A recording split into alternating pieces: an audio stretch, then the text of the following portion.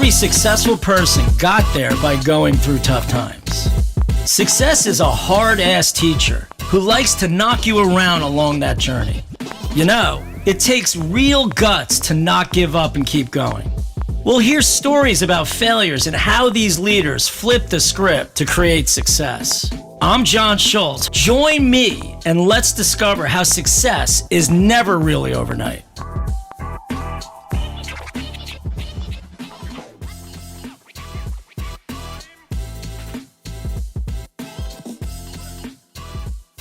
So welcome to the John Schultz podcast. As you know, my show is the Myth to Overnight Success. And we're really excited today. We have an unbelievably energetic person that between both of us, I don't know, the Zoom might blow up. It possibly could. But let's do this. Yanni Hufnagel, met him recently. He is a former college basketball coach, entrepreneur and founder and CEO of Lemon Perfect Company. He coached 10 seasons in the NCAAs and reached the NCAA tournament 6 times. He's amazing. And I'm so happy that you're here, Yanni. Welcome. Jonathan, thank you so much for having me. I'm fired up as well. Listen, I would expect nothing less. I love it. And look, the yellow's everywhere, right? I got mine too. I got my bottles. I've been tasting every single one of these things and I love every flavor. So we're going to be excited to talk about your company, but also what we like to do is go back because everyone starts somewhere and like figuring out their little journey on how they got to where they were is what I know excites me and my audience. So let me ask you the first question was, do you feel your childhood, right? Because we all have them, right? And how you were raised affected your path or put you on a path.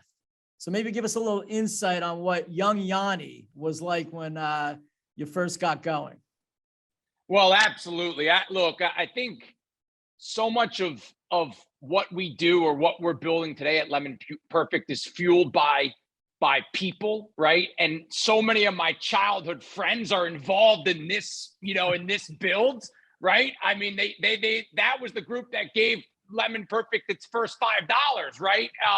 And I think that's probably a lot of the purchasing power of Lemon Perfect probably comes from that early group. And look, I grew up in Westchester County, New York, incredible mom and dad, 2 younger brothers that are both on this journey with me today. My middle brother serves on our board. He's in private equity now. And then my youngest brother is actually my special assistant. So it's a real family affair. But, the truth is that in high school, I became very fascinated with health and wellness, right? I had a transformation from speaking candidly from wearing elastic jeans, early on in my high school career to having, 6-pack abs when I was, a senior. Right. And a lot of that was, starting to understand, what I eat, how I work out, and foundationally, a lot of that has gone into building Lemon Perfect, right? A better for you brand that started in the natural channel. So I've always had a fascination with health and wellness products specifically. But I mean, if you even go back a little bit further, when I was in elementary school, I was, you remember those starting lineups, the figurines, yeah. I was actually under the covers building teams with my starting lineups, right? And so, I was coaching when I was 6, 7, 8 years old. And so the truth is, I mean, I shouldn't give this away, but, when I was in high school, I was early to sports betting. A friend and I, we ran a sports book, blackjack tables on Friday and Saturday night. So, some of the gambler in me, the wanting to take big outsized bets with Lemon Perfect. I mean, that all started, back in the day. So look, I very rich experience in Scarsdale, and it's certainly, powered so much of what we do today. So how did this coaching gig start happening for you? I know you had a setback, right? I guess you didn't make your high school team in basketball. Like did that push you harder to be successful as a coach, or did that give you the inclination that you wanted to be a coach? Like what drove you? Like what drove you to get there? So I played lacrosse in high school, and my junior season, I tried out for the basketball team. I was on the freshman team, my freshman year JV team, my sophomore year. Junior year, I tried out for the high school basketball team, and I was the last cut, and really tough moment and blow for me, because basketball is always, I've just been a huge, fan, right? Big basketball mind guy. And then from that, I had an opportunity to start broadcasting the games on our local access cable network. So it was actually myself and Ed Cohen, who's now the radio voice of the New York Knicks. So Ed has upgraded his partners over time from me, but that went well until I started to get on the coaching staff for some late game adjustments, and I got called into the principal's office and had to tone it back. But from there, fast forward, I at Cornell, I was in the weight room, and I met one of the assistant basketball coaches, and we got to talking, and Mike said, I love your passion. I love your enthusiasm. Like, we're building something that we think can be really special. You should come be a manager for us. And Jonathan, a couple days later, I was mopping sweat off the floor in Newman Arena. I mean, that's how this thing started. Worked for a great coach, Steve Donahue. And then a few years later, I had an opportunity to go work as an intern for the New Jersey Nets in the basketball operations department. Who was the coach at that time? Lawrence Frank. So, oh my God, I remember him. Oh my God, he was awesome. Yeah. Lawrence is terrific, and we're still very close. We actually spoke on Sunday. He's now who was the owner at that time? Who owned it still? Did it? So it was still Bruce Ratner. So it was before the ownership change. They were still in New Jersey right now. The Brooklyn thing started to get a little momentum when I was there. But everything is, kind of sequential. So the video coordinator at the time, Ryan Kruger, he was Coach Jeff Capel's graduate assistant when Jeff was at VCU. Ryan put me in touch with Coach Capel, and I went out to Oklahoma to interview, and I became Coach Capel's graduate assistant. And my first day of summer school was Blake Griffin's first day of summer school. And I remember running upstairs, calling my mom and dad and telling them, I think this is going to work out just fine. And so I never played college basketball, but had an opportunity to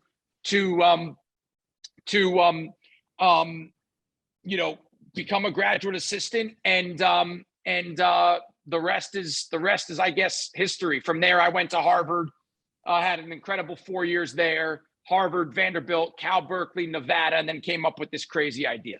It's so interesting because I asked you, like, how did you get to where you were going, right? And everyone that I asked that question to ends up giving me their happenstance. You were in the gym. It wasn't like you had a plan. It wasn't like this big sort of Rudy Rocky moment.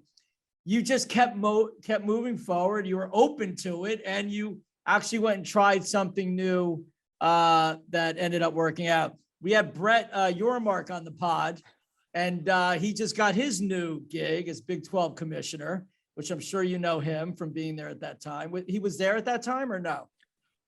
He's the only guy that I couldn't beat to the office every morning. It's and I'm still close with Brett today. We also spoke this past weekend. I'm really excited for him. We actually just shipped him a bunch of cases. You can't beat him because he doesn't sleep. It's unbelievable. I mean, listen, Jonathan, it's really interesting. And Lawrence was tough to beat in as well. It's really interesting. So Brett worked upstairs, right? And at Yep. the time he was running all things business for the Nets. And then Lawrence, on the basketball side, was running all things basketball. Rod Thorne was the general manager upstairs. But it is really interesting because look at the careers of Brett Yormark and Lawrence Frank. And it starts with an undeniable work ethic, right? I mean, these two guys, the only chance that I had to beat Brett and Lawrence into the office was if I slept in the office.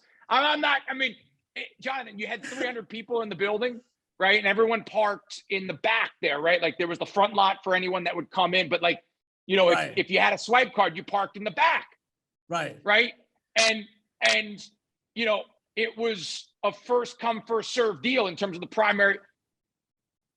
the first two cars every day, same spot. Brett Yormark, Lawrence Frank, right? Like they didn't even have their names in it, right? Like no, that's exactly right. But when you get to the office 3:30, 4:30, come on. It's like, you got people that are still going to sleep when these guys are but it was a real.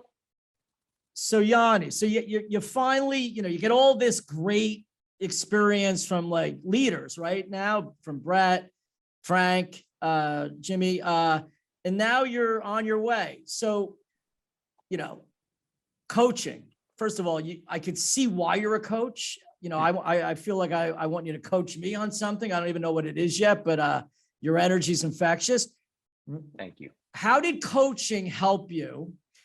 What did you need to learn while you were going through that early process of what a coach means? How important is it for a coach? And why I'm asking all these questions, I think in life, having a mentor or a little board of directors outside what you do is just so critical. And, to learn and know what that means is important for your career. So what's your thoughts on all that?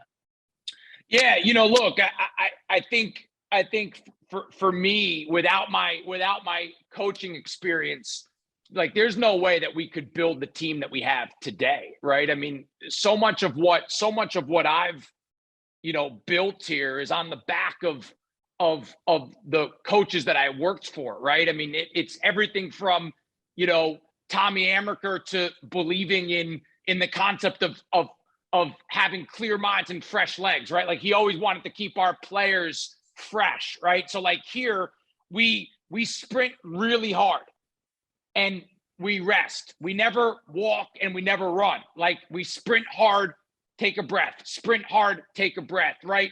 Eric Musselman at Nevada was so extremely detail oriented, right? Like we had a script for and I've taken a lot of that, and applied that here. Conzo Martin was one of the great motivators that have ever been around, right? I mean, he just had an incredible way in terms of driving our team, our players. So the truth is I've tried to take little bits and pieces of everyone that I've worked for and worked with, and now bring it to a business, right? Very, very different. 72 people at the Lemon Perfect Company today. In college basketball, you have 13 players, right? 13 players in a locker room, 3 assistants, a head coach, right? So in some ways, it's much harder, right? When you have a fully distributed organization like we do today, right? Versus, an office and a locker room like you do in college basketball or in basketball. But again, when people ask me, Jonathan, well, I want to go start a food or beverage business, what should I do? I joke and I tell them, go coach college basketball for 10 years and then come back to me. I mean, really, right? It is a well, great. I think it's just such a great place to learn how to create a team. Like there's always people, like if it's jobs, it was Wozniak. There's always multiple people and teams of people on why anything succeeds. And to know and understand that and have to inspire others to feel that as well, which what a coach does, is just, I think that's an incredible way to actually start your career. Everyone says like, where should I start my career? Like, I think that's a very cool way. It's so unique and it's showing right now in a big way. Okay. So the coaching's going on. So my next question is, how do you think you're going to start a beverage company? Because first of all, it is hard. Okay. It is one of the hardest things to actually break into, that you would even have a minute chance of being successful. Right. So when did you decide to break into this beverage business thing? Well, Jonathan, up until very recently, I think most nights I wish I never did break in. So my last year coaching, I was at the University of Nevada in Reno. And the short story is a friend of mine wrote a book on the ketogenic diet. And Matt said to me, he said, would you take a look and give me some notes back? And as I'm scrolling through what was just a PDF, like a really marked up draft, in the back of Matt's book were all these sample meal plans. And every day started by drinking organic lemon water. And I was searching a little bit at the time for some structure from a nutritional perspective, from a workout perspective, right? Just to try to find routine there. And I said, Matt, I'm in A through Z. Let's do this, right? Like I'm in. And lemon water in the morning became a non-negotiable part of my routine, right? Of my daily routine. But I hated it, right? There's one Whole Foods in Reno. It was 15 minutes in the opposite direction from where I lived versus where the practice facility was. Cut the lemon, squeeze the lemon, juice all over, bland taste. I mean, most mornings I just threw my hands up in the air and I said, God, there's got to be a better way here, right? But I stuck with it. Fast forward, we're towards the end of the season, and I'm in the video room, which was right connected to our locker room, and all of our coaches and players are drinking Bai, which in the first quarter of 2017 was really at the height of their growth story. And it was a very innovative product at the time, an enhanced water, right? Full of flavor, 1 gram of sugar. And, the light bulb went off for me that afternoon, Jonathan. I said, hold on. Can you take organic lemon water and give it the flavor profile of Bai? And that seed of the journey has really been the bedrock of Lemon Perfect from minute one, right? And it's not like I ran out of the locker room, Jonathan, and said, my God, like I'm going to go start a beverage company. I mean, we were deep into the season. We end up making it to the NCAA tournament, losing to Iowa State in the first round. And the following week, I was in Los Angeles having lunch with a friend, a very entrepreneurial friend. And I was just throwing this idea in front of John. I said, John, what do you think about? And he said, I love it. Anything that you can do that can capture a piece of someone's daily routine, what they do in the morning when they first get up, what they do at night when they go to sleep, or any point B, C, D, E in between is worth going for. And I jumped up, Jonathan, true story. I said, my God, John, I'm going to do this. I'm taking a year off. Let's figure out, because I said, we can capture the morning. We can capture the morning. All I knew this was I only knew this as lemon water as a morning drink. The first iterations of the packaging, Jonathan, on the side of the bottle, it said Jumpstart. I said, we're going to go own the morning. We're going to go create a morning elixir.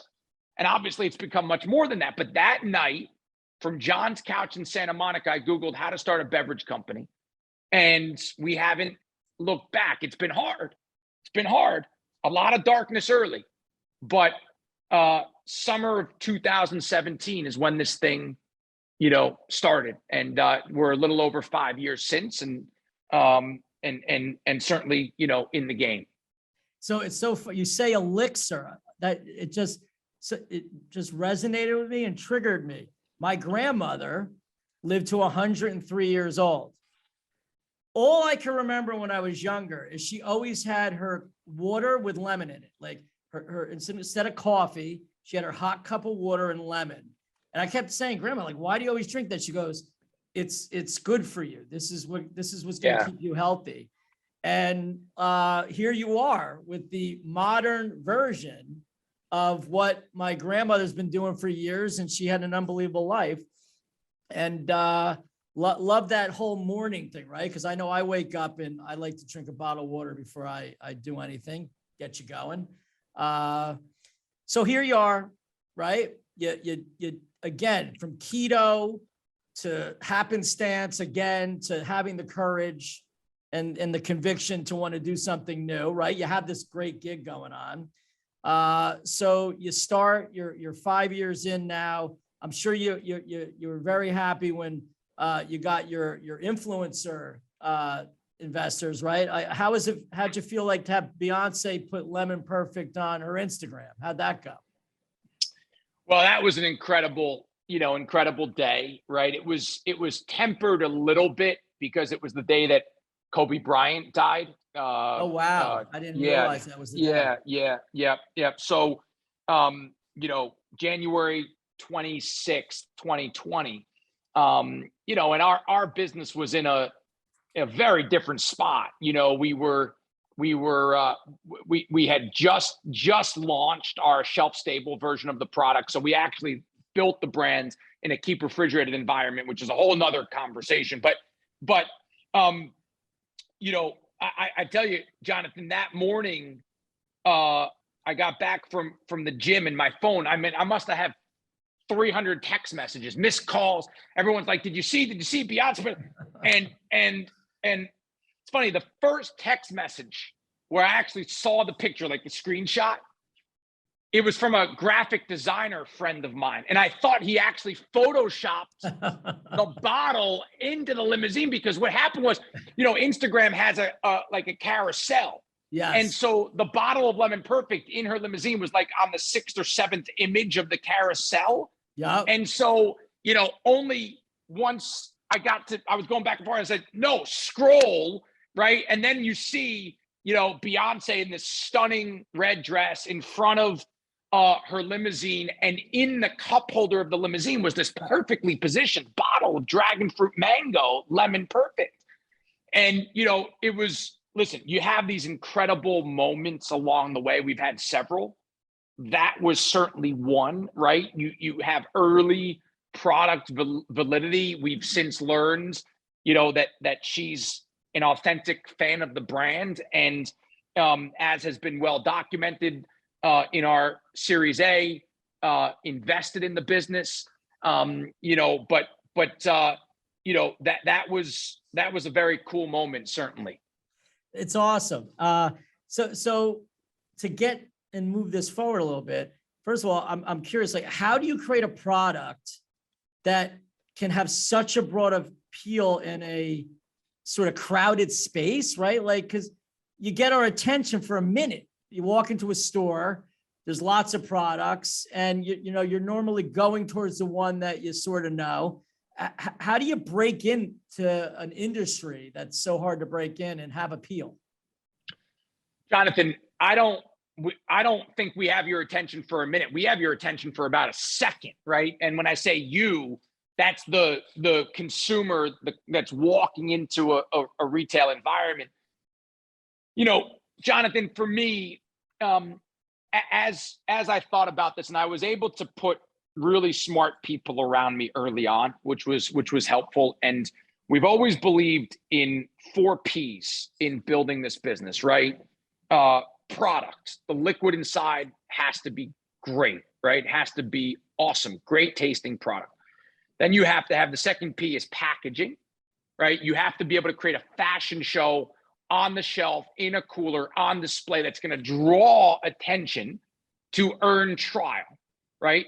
3 is price, right? We've made very, very conscious decisions to compress our gross margin story early, to build a great margin story late, but to prioritize share of stomach, right? Early on, we want more people drinking Lemon Perfect. We want more Lemon Perfect in people's stomachs than other emerging beverages around us, right? So it's very important that we capture share, because share, right, drives scale, right, which ultimately will improve the unit economics of the business in beverage as you are able to switch from co-pack. So to answer your question, great taste, on-trend nutritionals, vibrant packaging, and the right price point.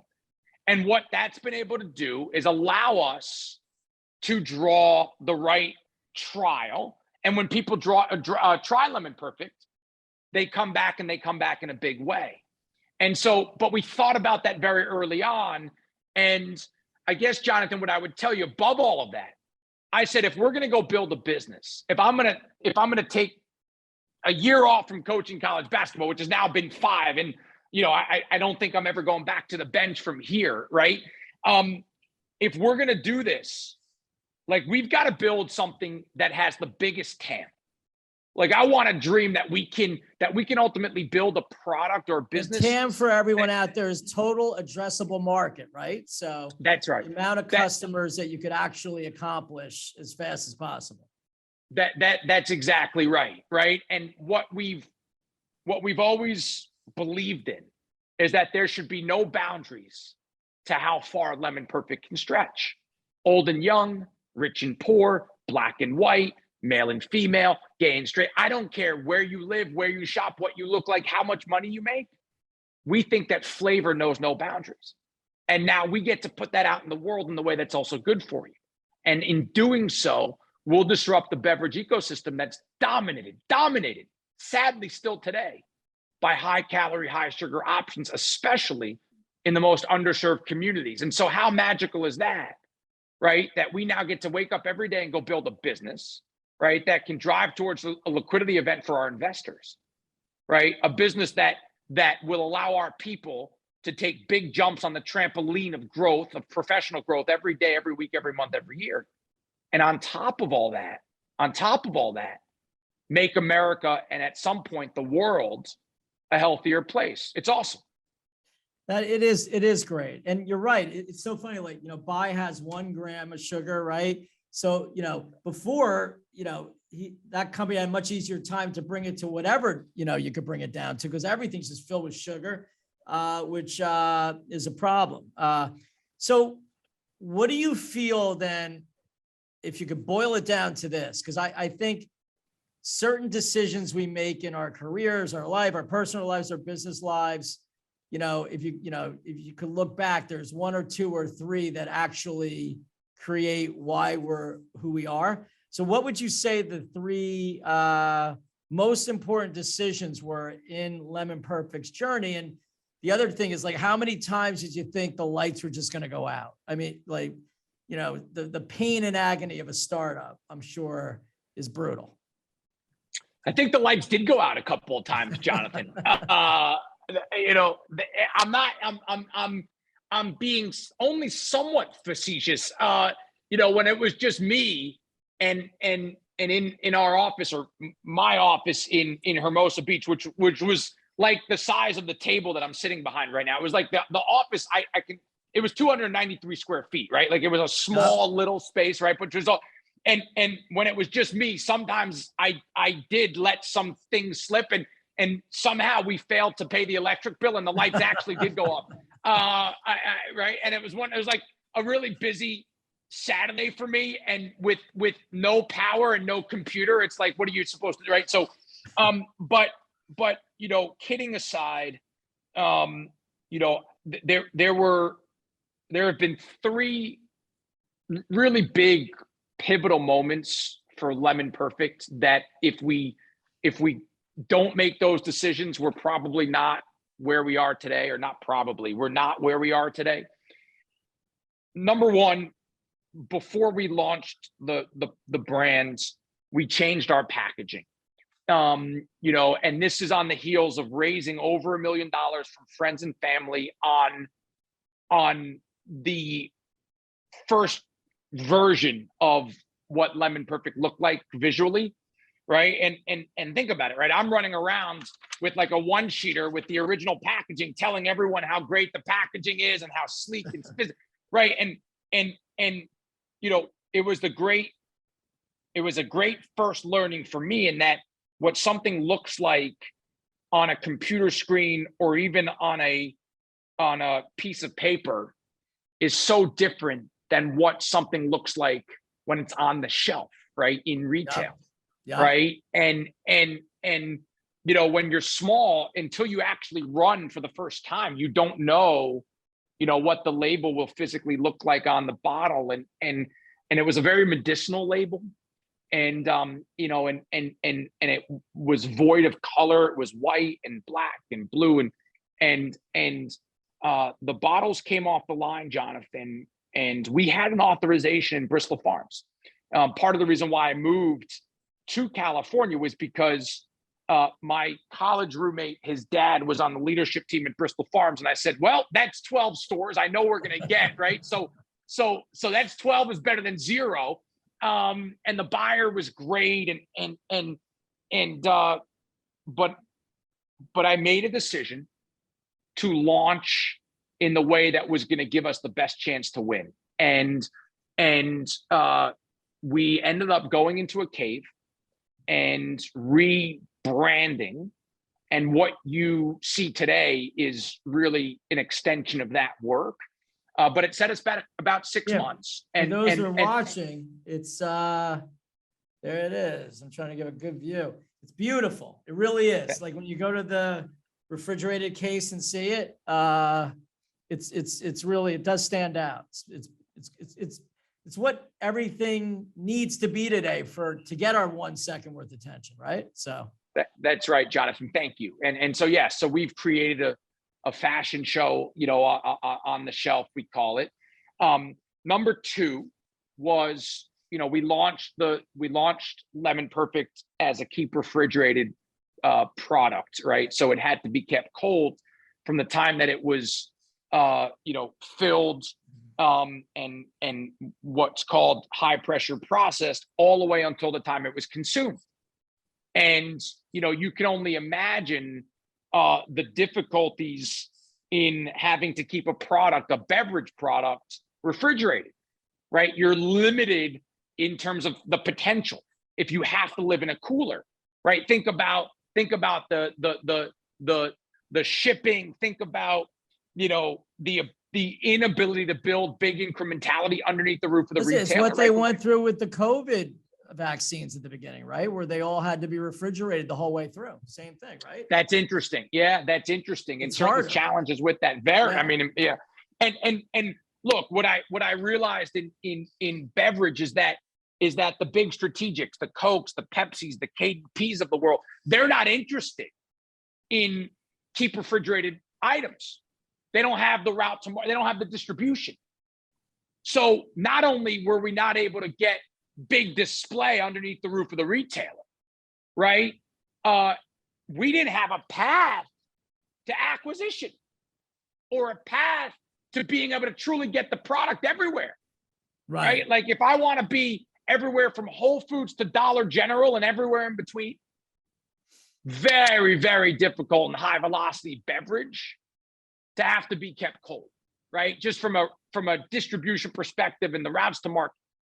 So a year in, we stopped selling the keep refrigerated item, and we ended up spending a few months figuring out how to go shelf stable. And to be honest, Jonathan, that product or this product, we think is better than the original while preserving the nutritional deck.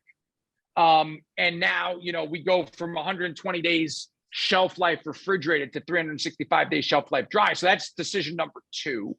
Now, interestingly enough, right when we went shelf stable is when you have the first signaling of COVID-19. We shipped our first shelf stable product into Whole Foods in Southern California early January 2020, right? If we don't make the pivot, Jonathan, we go home. I mean, we go home. Yeah, there is no one going to any refrigerators. You're right. You're done. Literally. The people were just buying whatever they could when they went into stores, right? And I joke around, like when people went in to buy water, there was no water left. And then there's this big display of Lemon Perfect, and people are like, what is this, right? And we were the last thing in the store, but you know what? What a great trial driving mechanism, right? Like if it's the last thing and then people are like, we joke around about that. We were one of the last products allowed in, one of the last new items allowed in to Amazon before they shut everything down and stopped accepting new items. Think about that, right? I mean, we were selling so many cases of Lemon Perfect early on Amazon we couldn't get more trucks in because they were restricting the number of trucks. I mean, there was obviously Right. at the beginning, there was so many, Right. right? But again, it just, you got to get lucky. That was certainly a fortuitous, fortuitous timing for us. And then the third decision, Jonathan, that I point to often, there were some really dark moments early on for me. The first 2 or 3 years of this build were filled with moments of despair, right? I mean, it's 3 out of 100 beverages that get to 10 million in revenue, 3 out of 100.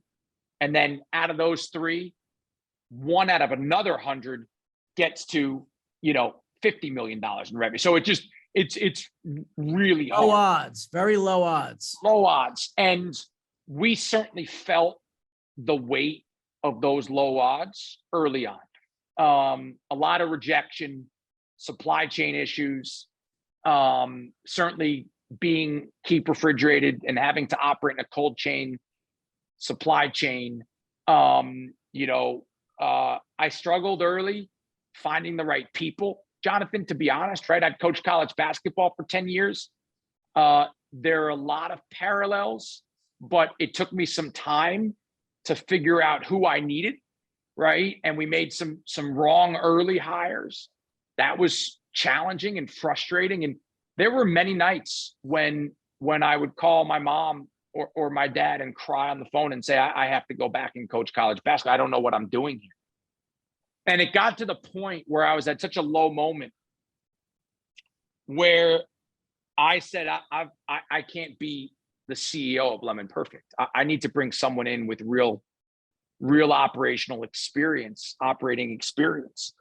And I found someone who I really liked. And Jonathan, true story, he signed the DocuSign. And I remember exactly where I was. I was in Dallas, Texas, and I couldn't sleep. I had to sign the DocuSign the next day. I couldn't. I was actually sitting at a Snooze AM eatery, which is a cool breakfast concept in Dallas, Texas. And I was sitting outside, and that morning, Jonathan, I said, I can't make this move. I gotta toughen up, and I gotta find my way out of this thing. And ultimately, I called that candidate that morning, and I said, I can't move forward. And really from that moment, I just said, look, there are 2 ways out of this for me, right? One's in a box, and 2's with some coins in my pocket. And let's try to make it number 2. Like, that's it, right? And we talk about that all the time. It's changed now for me. That expression has changed now. I say, there are 2 ways out of this office for me. One's in a box, and 2's with some coins in my pocket. And if it is number 2, we'll have really changed the health and wellness of the American consumer. And we'll have given, what will be over 100 people by the time this is all said and done, a chance to really move forward in their careers and be in a really good incubating environment for them. So, that decision was made 2 years ago, almost to the day, Jonathan. And, our business at that time, was doing, call it $500,000 in retail sales. The year after, we 10x that. Then we quadrupled that number last year. And now we're looking at now here this year, the business will do, in the neighborhood of 100% versus prior years. So that's terrific. yeah, It's so amazing. the growth story. Look, we're on an incredible ride. We really are. We've got screws to tighten, work to do. But if you open up, the insides of our 71 people, Jonathan, they bleed yellow, and that's what it comes down to, right? I mean, we talk about the 4 Ps. I didn't mentioned the fourth P before, but the fourth P is people. Right. And really, at the end of the day, our product is outstanding, but our product is really our people. If you want to, I mean, and I think that goes for a lot of businesses. I think it goes for every business. It's every business. There's nothing more important than the culture and the team that believes in something to get it there. It's just, to me, it's paramount. And that's why I thought it was so interesting about your coaching career. So let me ask you a question. Is there a carbonated Lemon Perfect yet? Because I'm like a seltzer guy. Like, I was looking around this morning in the refrigerator. I couldn't find it. Jonathan, it's a great question. So we've experimented with aluminum and carbonation in cans. And we almost actually launched that product like 2 years ago because it's delicious. I mean, it's unlike any sparkling water in the marketplace. I mean, imagine, how do I put this? I mean, Spindrift on steroids, right? Like it's I mean, America craves flavor, and we delivered that in this product. Here's what I'll tell you.